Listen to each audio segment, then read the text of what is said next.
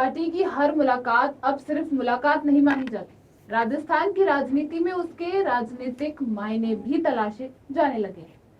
राजस्थान की राजनीति में इन दिनों एक नाम लगातार चर्चा में है और वह है शिव विधायक विधानसभा के निर्दलीय विधायक रविंद्र सिंह भाटी। वजह है उनकी राजनीति नहीं, बल्कि बीजेपी के वरिष्ठ नेताओं से लगातार हो रही उनकी मुलाकातें भी हैं।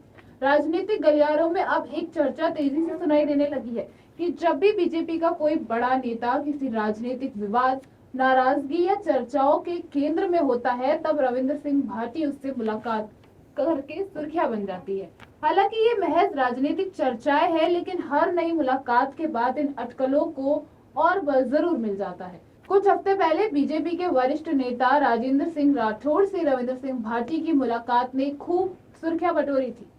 उस समय राज्यसभा चुनाव के उम्मीदवार नहीं बनाए जाने के बाद राजेंद्र सिंह राठौड़ की नाराजगी को लेकर राजनीतिक चर्चाएं चल रही थी। इस बीच भाटी ने जयपुर स्थित उनके आवास पहुंचे। बताया गया कि दोनों नेताओं के बीच करीब 20 से 25 मिनट तक बंद कमरे में बातचीत हुई।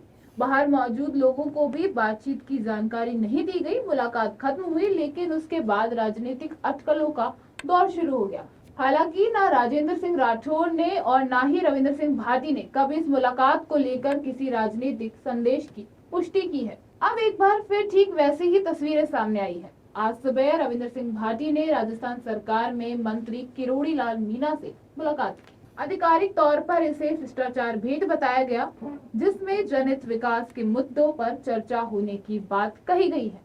लेकिन ये मुलाकातें ऐसे समय में हुई है जब किरोड़ी लाल मीणा बीज घोटाले के लेकर आरोप प्रत्यारोप के बीच लगातार सुर्खियों में है। ऐसे में राजनीतिक एक्सपर्ट्स का कहना है कि समय भी राजनीति में बहुत मायने रखता है, इसलिए मुलाकातें को भी सिर्फ एक औपचारिक मुलाकात मानने के बजाय इसके राजनीतिक संकेत तलाशे जा रहे।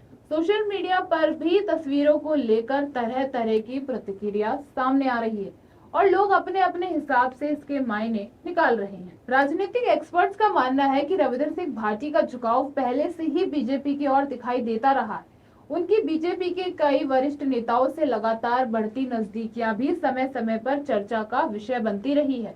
लेकिन ये भी सच है कि अब तक ना तो रविंद्र सिंह भाटी ने की है कुछ, ना बीजेपी में शामिल होने को लेकर कोई संकेत दिए और ना ही बीजेपी के किसी बड़े नेता ने इन मुलाकातों को लेकर कोई राजनीतिक दावा किया है।